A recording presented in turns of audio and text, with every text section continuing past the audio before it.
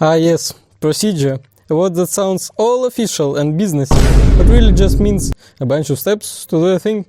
Instead of manually crafting every little detail, let algorithms and randomness do their magic.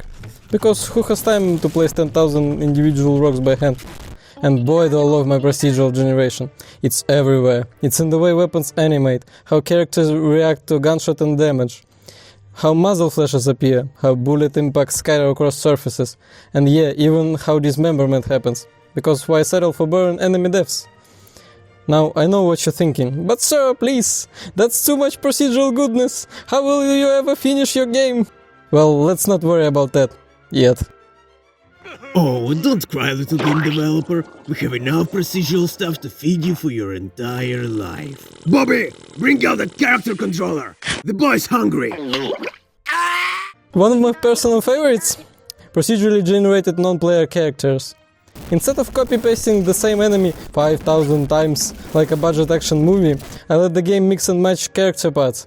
At the moment we got 8 skins and 4 sets of prosthetic arms, which, let's be honest, is already more variety than most action games bother with. But hey, if we need even more, I just toss in some extra heads, maybe a few stylish arms, and voila, instant enemy diversity.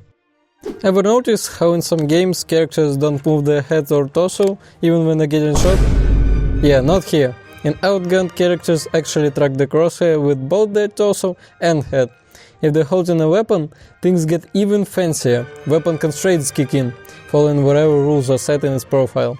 When weapon is shot, it's not only adding offset to its position, but also to character torso to simulate bigger recoil. There are also offsets for both high ready and low ready stances. To decide which one to use, character checks if he's near cover or not. Weapons can even sway when character moves to add more weight to it. And the best part? Weapon offsets dynamically blend with both each other and weapon animations to create realistic looking gun handling. No stiff robotic movements, and most importantly, no creating a bunch of short animations for different stances and states of both character and the weapon he's holding. It's all just smooth organic motion, like a real action hero. Or villain, depending on who's holding the gun. You know what's cooler than a gunshot? A gunshot with an awesome muzzle flash. But making it look good every single time? That's where procedural generation saves the day. In older versions of Outgunned, for each muzzle I drew 3 kinds of different flashes and just showed a random one. Because of this, it was too hard to add any new muzzles. So recently I cooked up a shader that takes a special map and multiplies it by random noise. Then, by setting pixels brighter than a certain value to a specific color, and scaling the noise over time, we get an animated muzzle flash that's never exactly the same twice.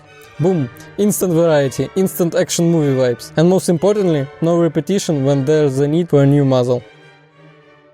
And that's just a fraction of procedural wizardry in Outgunned. There's still tons more.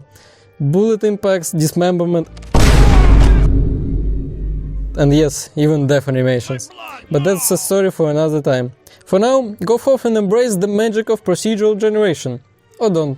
But just remember, if you ever find yourself placing assets one by one like a caveman, there's a probably better way to do it.